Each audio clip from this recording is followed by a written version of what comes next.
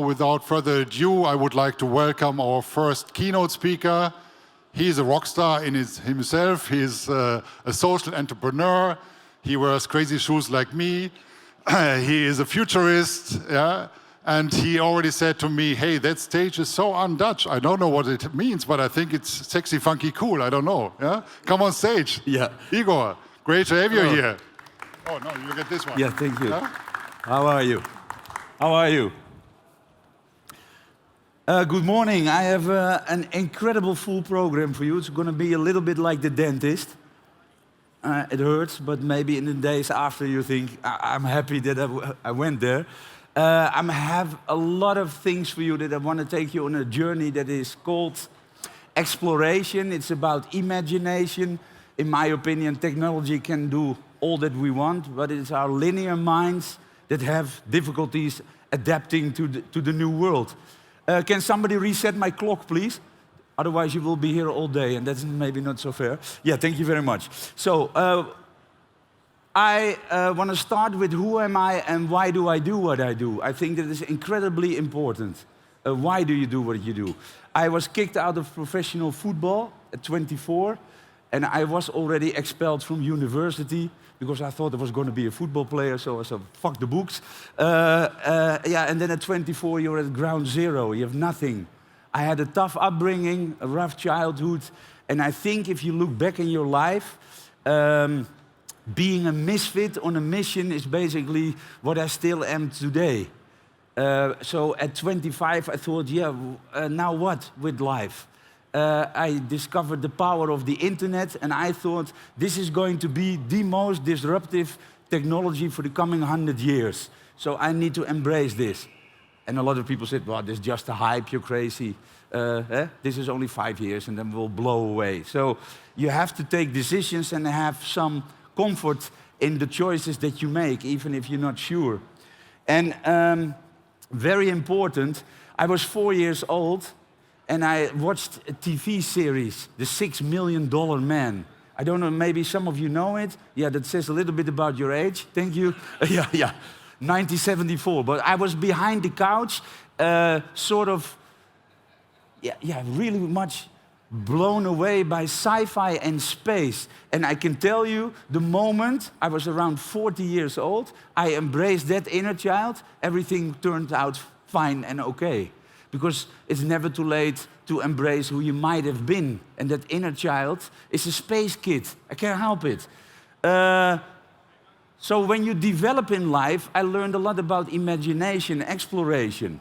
Ladies and gentlemen, we still keep talking about future impossibilities, technology, imagination, robots. What's going to happen in the future? We see new cities like Neom in Saudi Arabia where they are creating the future.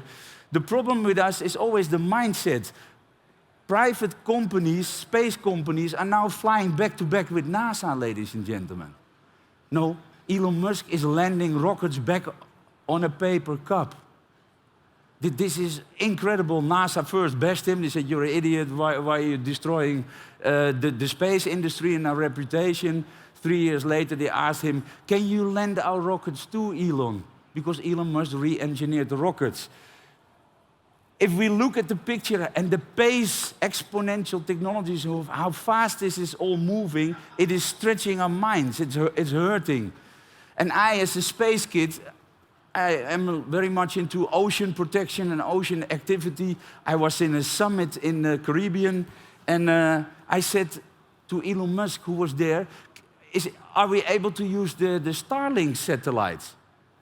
He said, are you able to use the Starlink satellite? What do you mean? He said, well, we are talking about ocean protection. Your birds are already in the sky. I think about triple play. Can we use the satellites to protect the lands and the oceans and the seas? Like turtle population, overfishing, quality reefs, deforestation. Yeah, of course, he said. Why do you want that? He said, well, because a lot of politicians misuse the data and they lie. And if we have the birds in the sky, we have to prove and we can monitor. So these are all new possibilities that I think technology can do everything you want. It's just about our imagination and our mindset. So I never speak a lot about technology. I speak about social and cultural change. What is technology doing to human behavior? And if you look at purpose-driven leadership, what do you want? Do you want profitability only? Fuck the climate? Or are you more a kind of person that thinks people, planet, prosperity? So everything with technology is possible. Of course, you need the heart and the soul to be able to think about prosperity too. It's not only about profit. For me, it's not. I invested, I made 5 exits, and most of that money I invested in 24 social startups. People that make the oceans or the planet better. They're not very profitable. But what is the ROI? We still have an ocean to swim in later, maybe. For me, that is also important. Social innovation, technology to do good. Basically, we can help people, humanity, and society with tech. And I think even more important, I see a lot of people around me that I work with, I call them cause athletes or cause artists. People with a huge following, DJs, Novak Djokovic, the tennis players, Serena Williams, they mobilize their fans to do good. And Serena Williams is already backing 60 social startups. She has a fund of $111 million to find and fund more startups. So for me, this is role modeling. I also like Kim Kardashian, who shakes a big ass and has 350 million Instagram followers. But for me, those are not the role models that can really change the world. My opinion. I think those people can really make the world a better place. And that's for me important. Especially when you have children and you think long term. That is for me important. Boyan Slat people, social entrepreneurship. Started crowdfunding, raised a lot of money. He goes out there, is cleaning the oceans, and he says, if you stop throwing plastic into our oceans, we can make the oceans plastic-free before 2040. Can you imagine entrepreneurship? I think, this is my linear mind, hey, what if we can find and fund 9 more Boyans? Then our oceans could be plastic-free by 2030. Which technology is behind it, I don't really care. It's mindset, culture, and DNA for me. And this is all possible now. And I read a lot, of course, part of my job. History, what can we learn from history? Is history repeating itself? What about the future? Keanu Reeves of The Matrix, he said the real world is almost ahead of our science fiction. For the naysayers that always are delaying, this is already happening now, today. And so for you, very important. I'm not going to talk about a lot of technologies. Yes, of course. But more important, it's about your curiosity and imagination. Why do we stop dreaming and fantasizing after Walt Disney? Because your parents and society tell you, no, get a job and take no risks. Fuck you, it's my life. I'm going to do what I want. But humanity and society are always keeping us down. So after Walt Disney, we stopped dreaming. Why? It's all about imagination. If you can imagine your future, you can create it.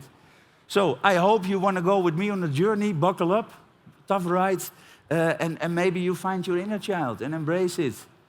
And like I did, being space and science really boosted my career into the right direction. Took a little while, but it's never too late. What have I seen? There's a lot of misconceptions about digital transformation. Experts call it digital Darwinism. It's the species who are most adaptable to change will survive. But is that still true? And is it still an evolution or a revolution theory now? And I see a lot of misunderstandings. We think, or we have been thinking for 10 years, that digital transformation is about stuff that happens on a screen. But that's of course not true. It is all about transformation, processes, automatic warehousing, supply chain 4.0, integration. It's not only shit on a screen. That is not true. The other thing that we really, really struggle with is not with the technology. Because everybody, ladies and gentlemen, has access to the same technology. Yeah, of course. A Porsche is more expensive than a Volkswagen or a Seat. But digital leadership and cyberpunks at the top and throughout your whole organization. And it also means culture. I see a lot of old school four-striped corporate companies where the people my generation, I'm 50, gray hair, and they say to the young digital natives, yeah, but you're just here, new junior brand manager, relax, don't speak yet. This is how we empower the new generation. So this is very important, to get the mindset and the people in that really know what they're talking about. And yes, it's digital first, but no, it's not digital only. You also move in the real and the physical world. You're here today. So you're a hybrid, and it's not digital only. So we need to understand what this means. And the most important thing about digital transformation is new business model power. It is disruptive, it is diversifying our business models. You're all sitting on a chair. In a normal business model, the old school business model, we were sitting on a chair with one leg. If Corona happens or crisis happens or whatever happens, that leg breaks and you fall flat on your ass on the floor. Your company goes bankrupt. You see that a lot of companies are now diversifying into 2, 3, 4 business models, so that you are more stable. So digital transformation is also about business modeling, not only things happening on a screen. And if you look, we have had a world where we moved on screens. I even call people screen-agers. Who of you has children?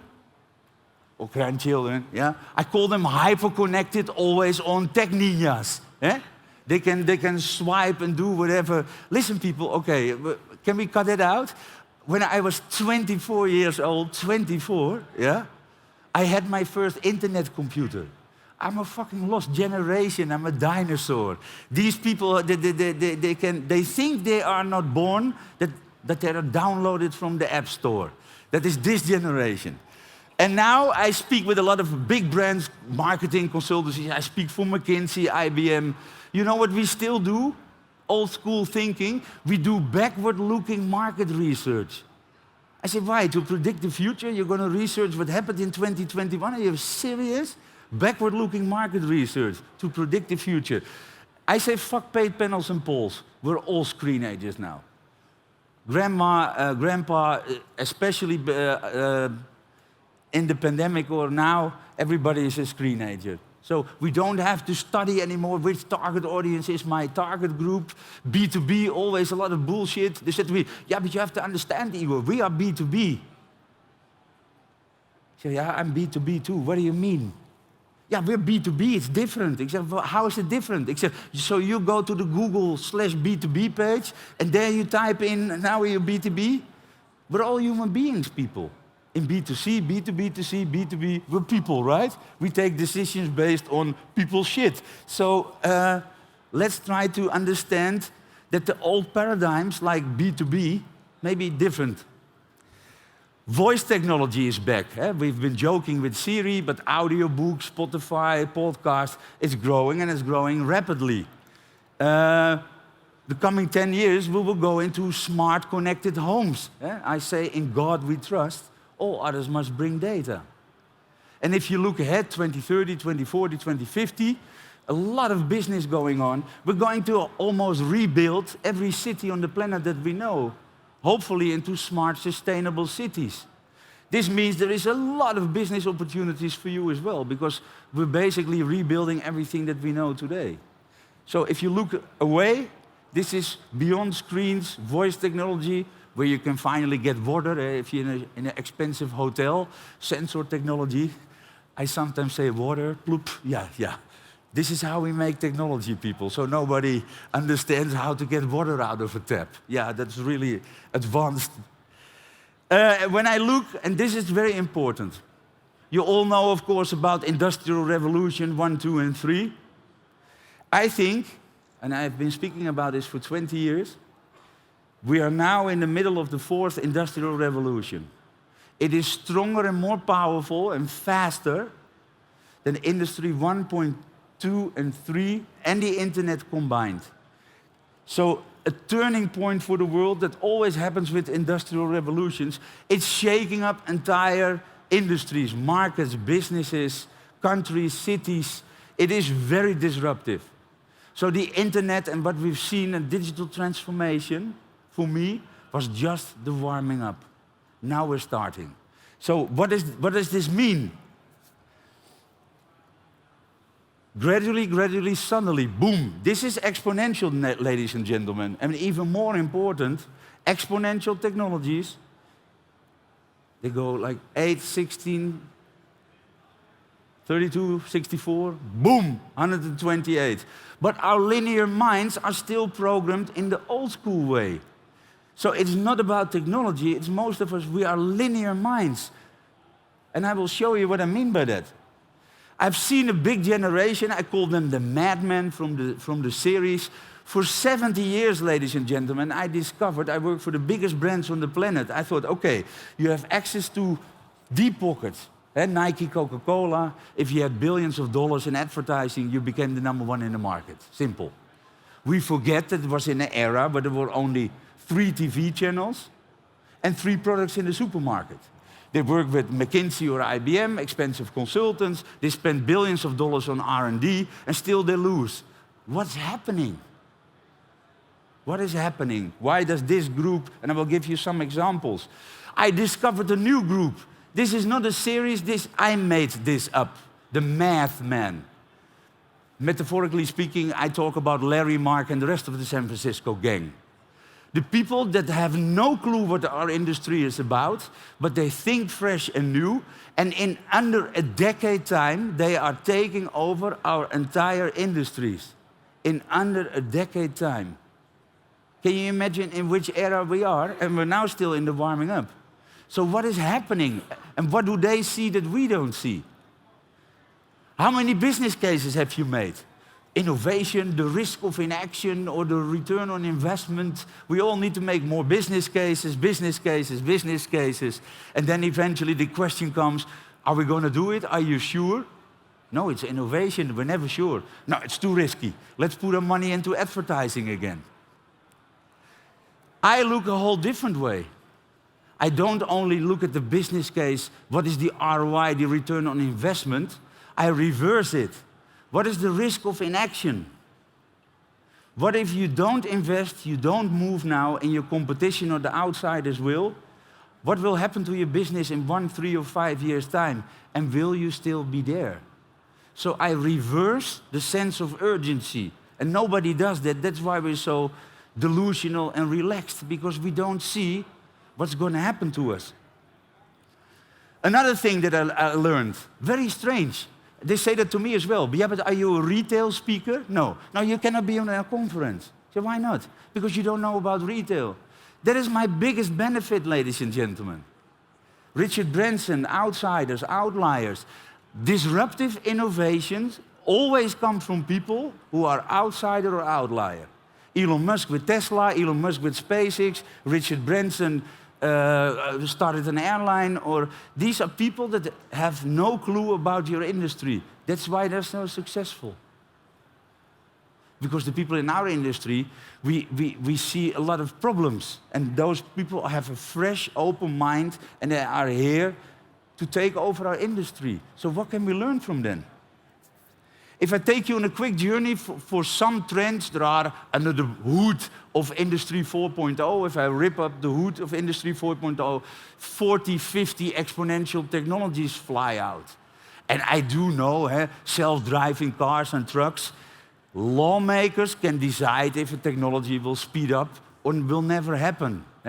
If lawmakers simply say self-driving trucks and cars never going to happen, forbidden by law, there is the technology, ladies and gentlemen, in the closet because the government say no. That is also what can happen. So I make future scenarios where law, of course, can say yes or no. What I've seen, platform players are taking over. The Googles and the Facebooks and the Alibabas. Our misconceptions in retail. Is it a lack of customer centricity? I think so. Because the retailers were always pointing at Amazon, Amazon, Amazon, Amazon. But if you really look at retail, the technology was there. But if you have the DNA and you don't believe it, and you are delusional and denial, and you keep retailing like it's 1999, yeah, you're going to break and fall. And this is mindset, culture, DNA, nothing to do with technology. In the media industry, I worked a lot in media, the big television companies here in Holland, everywhere. I've heard it for more than 10 years, really, from CEOs. Igor, come on. Netflix is a hype.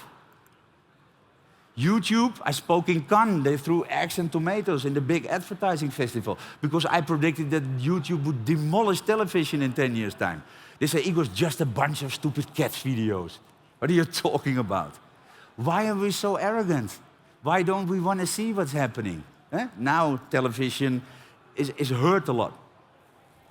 I spoke for Mercedes-Benz, Audi, BMW, big car brands. You know what they said?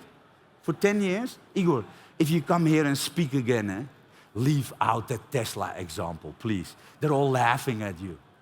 I said, I don't care. I'm not here to win the popularity beauty contest. I'm here to tell you what's going to happen in my vision. Who's laughing now? Number 6 car brand in the world. And now we all need to run. Nothing to do with technology, mindset. And if I see the big players, a madman company from the experience economy, Walt Disney, this is what I mean. Pivoting, they're still doing experience, hotels, theme parks, but they combine their content and now competing with Netflix. And they rake in, this is old data, 100 million users, $70 per year, $7 billion revenue per year, year on year. I helped RTL to acquire Videoland because you need a chair with 4 legs under it. You cannot only rely on advertising because you will break and fall. So these are new business models. For me, I'm going to be not so nice. I believe in virtual and in the metaverse and in meta, but I also think that Zuckerberg is a little bit out of his mind. Not everybody wants the glasses on his face. Computing power and mobile network speed, the metaverse will take 5 to 10 more years because it's technically impossible yet. But maybe this is our dream. And it's just a squeeze me.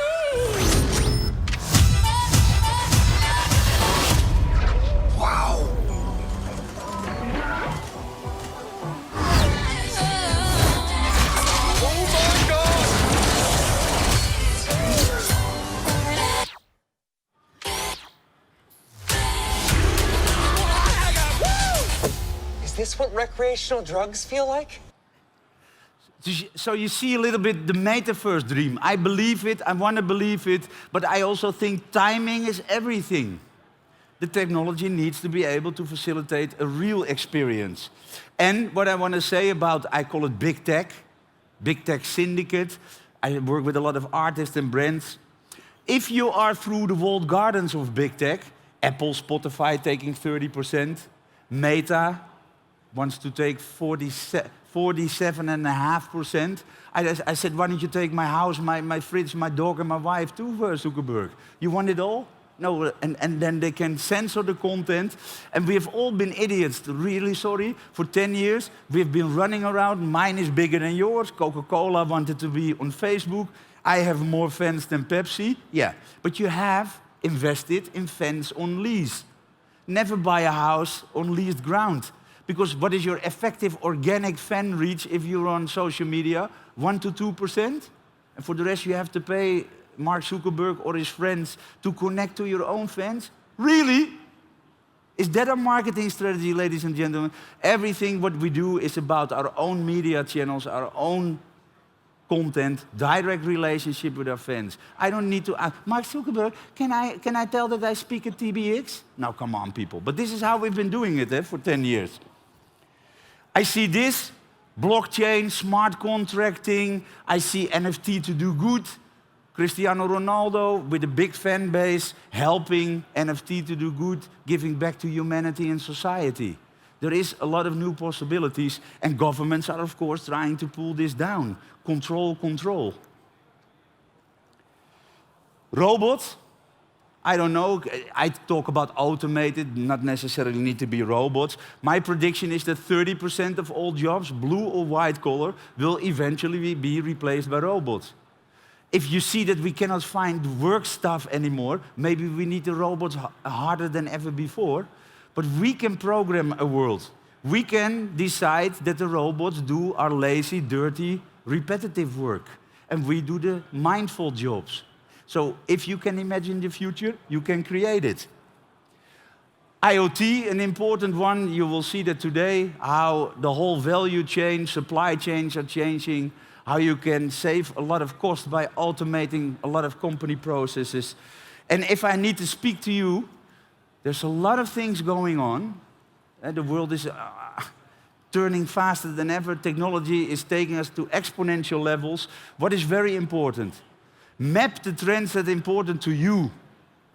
Understand that technology can control or empower society. And I am the one that likes the empowering one. I don't like the controlling part. We need to work very hard on our tech versus our values. What do we want? Do we want to clone babies? What do we want to do with technology? Do we have a set of global ethics and values to create the future? We have the exponential technologies to do good at scale. Boyan, Slot, other people, exponential. They gave us clues, 10 times faster. So technology can do it all. Just come up with brilliant ideas. For you, important, the speed of innovation is vital to competing or acceleration. If you want to win this race, you have to time. It's not about being the first. It's not speed, but the timing of innovation. Zuckerberg is 5 years too early. Now he burned 80 billion US dollar. Don't get high on your own supply. I mean it. So to close off, marketing used to be an art. Now it is a science too. You will be marketing more and more to algorithms instead of to people, which is difficult. This is why you need digital natives, young people that are cyberpunks, and they do understand what it's all about. Consumers do what they want. You just need to deliver. If they want 1 hour or 1 day or 2 day delivery, flying in through a drone, or gorillas with speed, or just pick it up in the corner.